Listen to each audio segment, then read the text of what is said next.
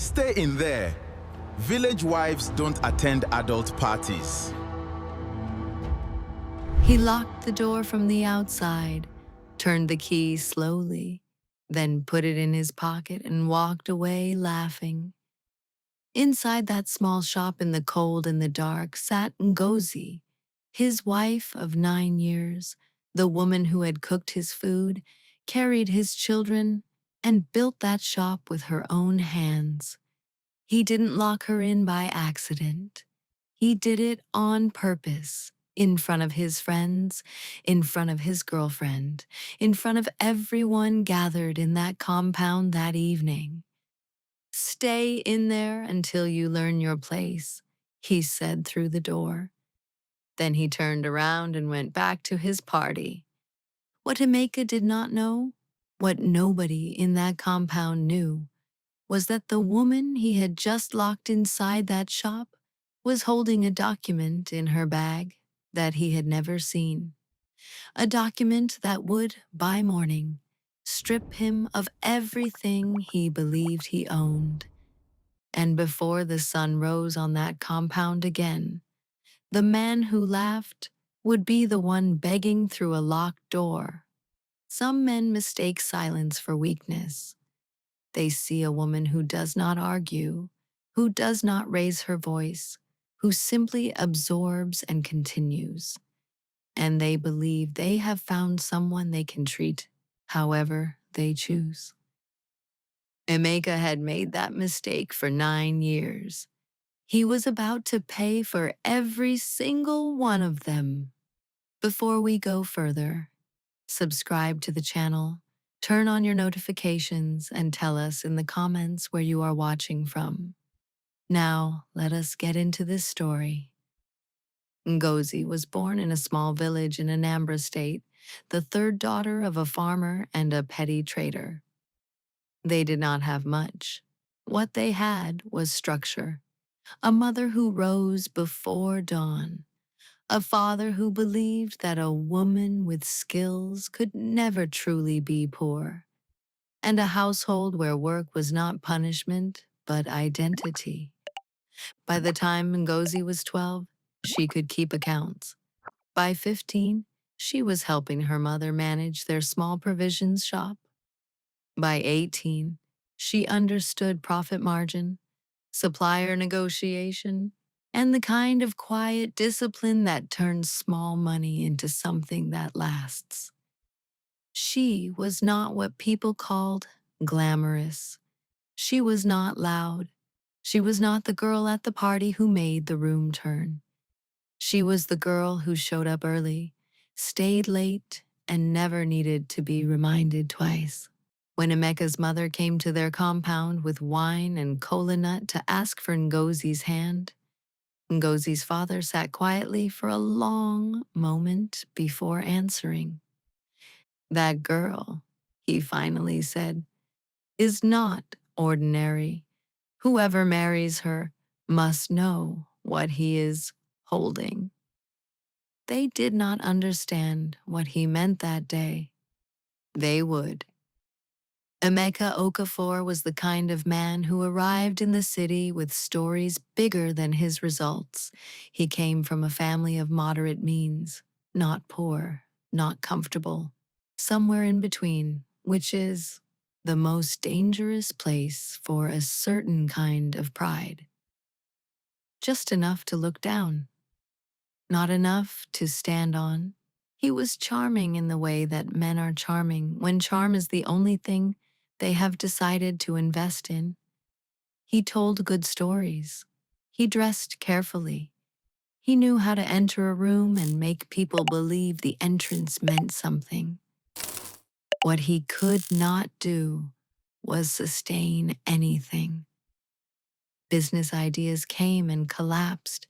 Partnerships started with handshakes and ended with silence. Money passed through his hands the way water passes through cupped palms, fast and then gone.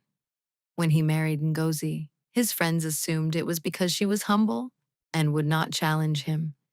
They were half right. She was humble. But humble had never meant what Emeka thought it meant.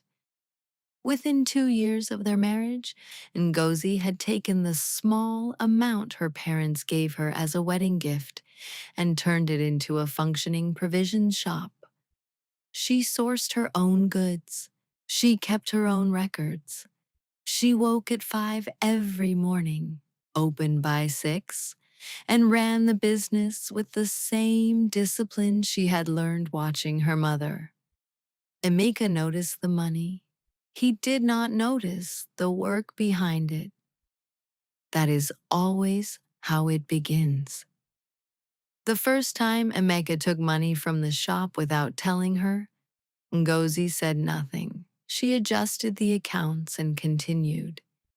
The second time, she mentioned it gently over dinner. He looked at her as though she had insulted him. "Is it not my money?" he said. "Am I not the husband?" She did not answer. She returned to the kitchen. The third time, he took more than the shop could absorb without restocking. Ngozi had to borrow from her sister to cover the gap. She told no one. She simply managed. This became the pattern. Emeka spent, Ngozi rebuilt. Emeka spent again. Ngozi rebuilt again. And because she never screamed, never called his family, never went to the compound women to complain, he believed she had accepted it. He believed her silence was agreement. He began to be careless with other things, too. She noticed the late nights first, then the unfamiliar perfume, then the calls he took outside, then the afternoons he returned home, with his mind clearly somewhere she was not invited. She said nothing. She was watching. She was thinking. She was planning. Not revenge, but protection. The difference matters. Her name was Chisholm, 24 years old. From the next street, she wore her confidence the way women wear things when they have never once been asked to earn them. Emeka had met her at a friend's gathering 8 months ago. By the time Ngozi noticed the signs, the relationship was already established. What made it worse was not that it existed. It was that Emeka stopped hiding it. He began bringing Chisholm to their neighborhood openly. He introduced her to his friends as his woman. Photographs spread across his phone. Photographs his cousin saw, that his friends saw, that eventually made their way back to people who knew Ngozi. One afternoon, her neighbor Mrs. Abeli came to the shop with the expression of someone carrying a message they wish they did not have. "Ngozi," she said quietly, "have you seen what they are posting?" Ngozi looked at the phone. She looked for a long time. Then she handed it back. "Thank you," she said. She returned to her accounts. Mrs. Abeli stood there waiting for tears, for shouting, for something.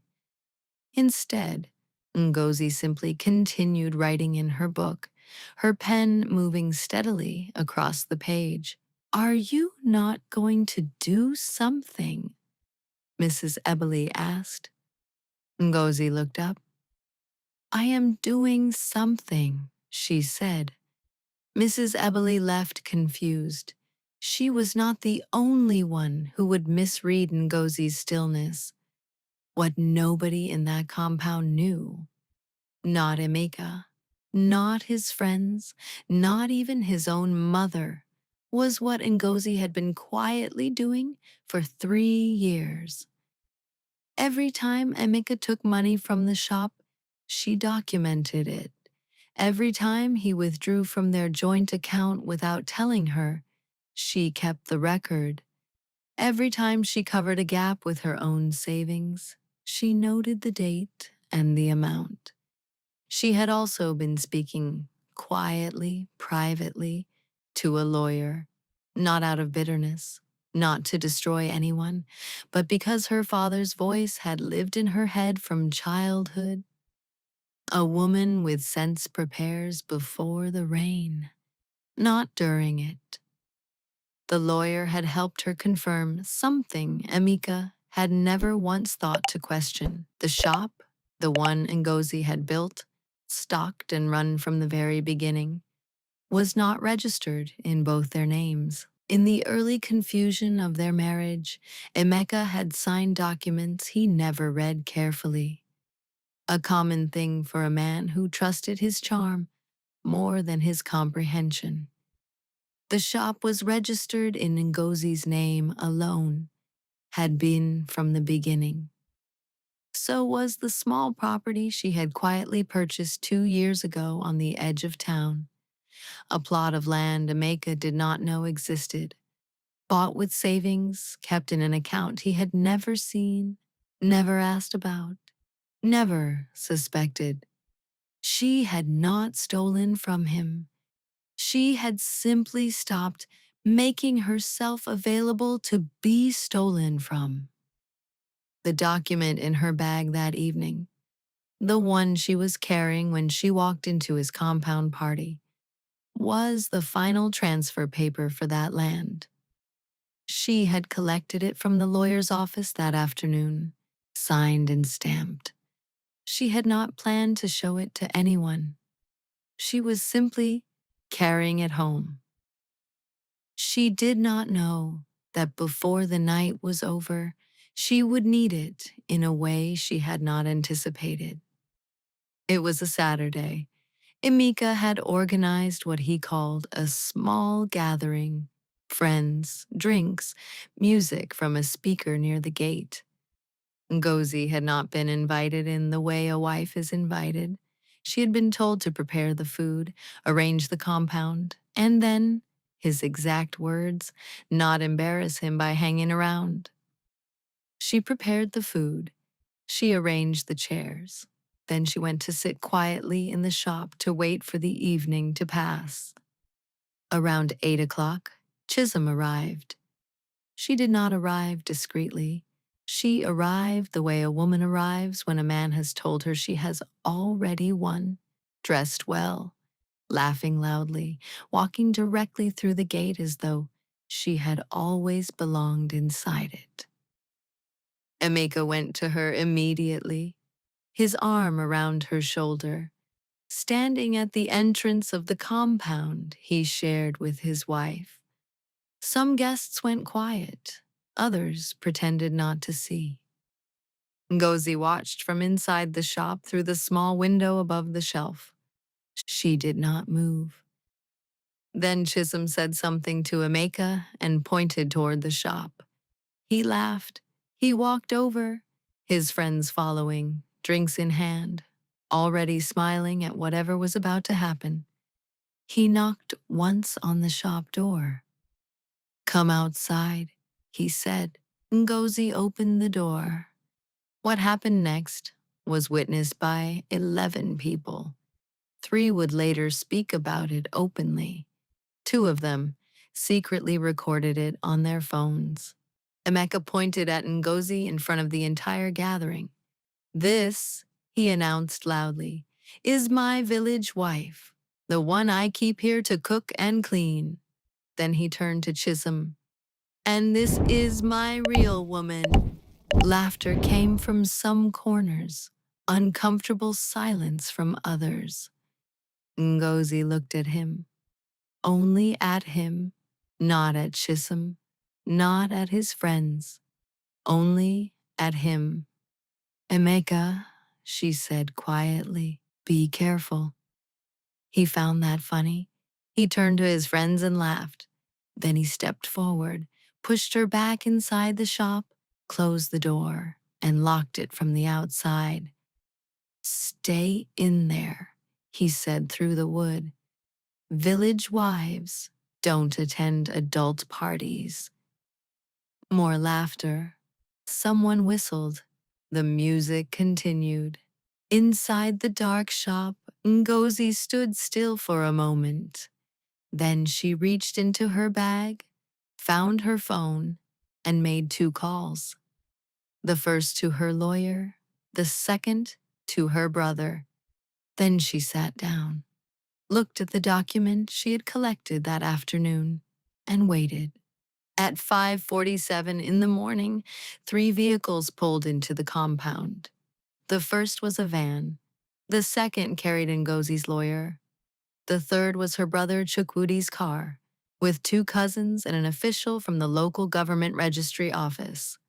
The party had long ended. Emeka was asleep inside the main house. Chisholm had gone home. The sound of vehicles woke several people in the compound. One of Emeka's friends who had slept over came outside, saw Chukwudi, and immediately went to wake Emeka. Emeka came out drowsy, still wearing the clothes from the night before. What he saw when he stepped into the compound stopped him at the door. The shop, his shop as he always called it, was open.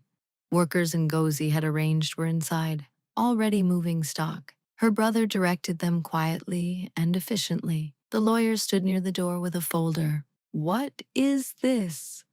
Emeka said. The lawyer turned and spoke clearly. "Good morning. This is an authorized retrieval of assets belonging to Mrs. Ngozi Okafor, sole registered owner of Sunrise Provisions, registration number." He read it precisely, as confirmed by the corporate affairs documentation filed on the 14th of March, 3 years ago. Emeka stared at him. "I am also serving you formal notification of the commencement of separation proceedings. Full asset documentation will be filed this week." Emeka's mouth opened, then closed. "That shop is mine," he said finally. "No," the lawyer said, "it is not. It has never been registered in your name." It took Emeka 3 days to confirm what the lawyer had told him. 3 days of calls to officials he thought he knew. 3 days of being driven to offices where clerks pulled out records he had never once thought to check. Every call confirmed the same thing. The shop was Ngozi's, always had been. Every piece of stock documented, every purchase receipted. The land on the edge of town, which he had not known existed, was also hers, fully paid, fully registered, fully beyond his reach. What was his? A house still on a lease with payments outstanding, a car with 2 more years of loan repayments, and a business he had described at parties for years that existed at this point, largely in the stories he told. His friends heard what had happened. The story moved through the neighborhood the way these stories always move, fast and with every detail intact. The man who locked his wife in a shop while his girlfriend watched was now standing outside that same shop watching workers carry away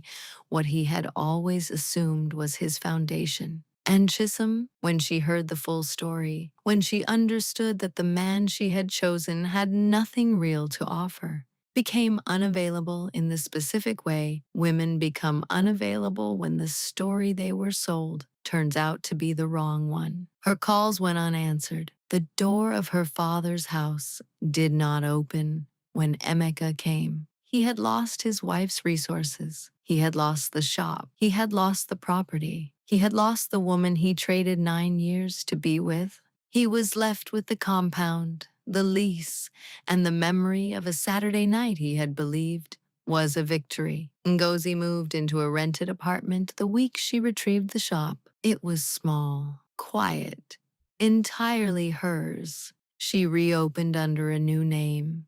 Fresh paint on the walls, a proper sign above the door, a young woman hired to help at the counter. 3 suppliers she had worked with for years asked no questions when she called. They simply confirmed the next delivery. Within 2 months, the shop was running better than it ever had, without money disappearing from the accounts, without an unannounced party disrupting a restock day, without someone spending what she built before she could protect it. Her sister came one afternoon and stood in the doorway looking at the shelves, the open accounts book, and Ngozi herself. You are different, her sister said.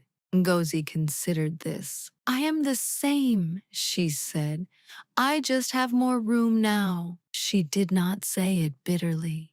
She said it the way a person says something simply, plainly true. Her father called on a Sunday evening. At the end of the call, he said what he had said years ago when Emeka's family came with wine and kola nut. I told them what they were holding. Ngozi smiled. I know, Papa. Do you regret it? The years. She was quiet for a moment.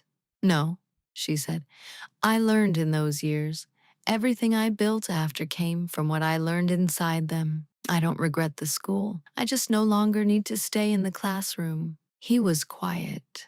Then, your mother would have loved this version of you. She would have said she always knew, Ngozi replied. They laughed together, across the distance, across the years. There is a kind of woman the world consistently underestimates. She doesn't argue loudly. She doesn't perform her pain. She doesn't announce her plans. She moves through difficulty with a stillness that the people around her mistake for passivity. And she lets them mistake it because she has long since stopped spending her energy correcting people who have already decided what she is. Emeka saw a village wife. He saw someone he could park in a shop and lock away when she became inconvenient. He saw a quiet woman and believed quiet meant compliant. Compliant meant permanent. Permanent meant he could do whatever he wanted, and she would remain. He was wrong about all of it. He was wrong because he never asked the question that matters most about a person. What are they doing when no one is watching? What Ngozi was doing in the quiet mornings, in the careful records, in the patient meetings with her lawyer, in the savings account he never once thought to ask about, was building steadily, silently, without applause. Some victories do not look like victories when they happen. If this story touched your heart, please take a moment to subscribe and join our growing family of story lovers. Your support keeps these stories alive, and there is another powerful story waiting for you on your screen right now. Go ahead and watch it. I promise it is worth your time.